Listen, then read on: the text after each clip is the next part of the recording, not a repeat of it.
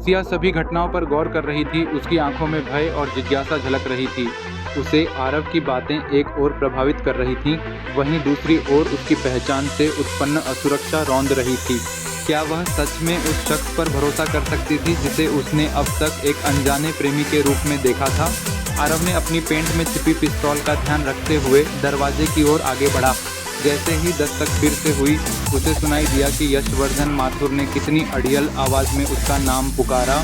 यशवर्धन की छवि उसके मन में एक साया बनकर बैठ गई थी, एक दुश्मन जिसने न केवल उसकी ज़िंदगी में दखल किया बल्कि सिया और उसकी बेटी रिद्धि को भी सीधे खतरे में डाल दिया था।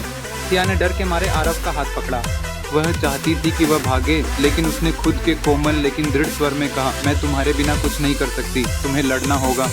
आरव ने उसकी आंखों में ताकते हुए धीरे से कहा, ये मेरा लड़ाई है, तुम्हें सुरक्षित रहना है। यशवर्धन के चेहरे पर एक ठंडी मुस्कान थी, लेकिन उसके पीछे खड़े दो हथियारबंद लोग जंगली शेरों की तरह खड़े थे। यशवर्धन ने आक्रामकता से कहा, विक्रांत, ये तुम्हारी आखिरी रात हो सकती है। दिन दोनों ओर से खतरों के बीच आरव ने ठानी कि वह सिया और रिद्धि के लिए इससे वापस नहीं हटेगा। आरव ने जल्दी से दरवाजे के हाथ में रखा लॉक जोर से खींचा और दरवाज़ा खोल दिया।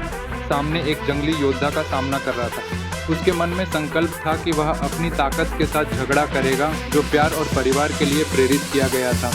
दरवाजे को खोलने के बाद सिया ने पूरी हिम्मत से आरव का साथ दिया, यह साबित करते हुए कि उनका प्यार हर मुश्किल समय में एक ढाल बन सकता है। जैसे ही दरवाजे के दूसरी ओर का दृश्य प्रकट हुआ, आरव का दिल तेजी से धड़कने लगा।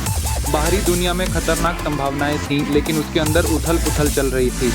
उसका विश्वास है कि सिया उसके साथ है, उसे डटे रहने की और हिम्मत देने की ताकत दे रहा था।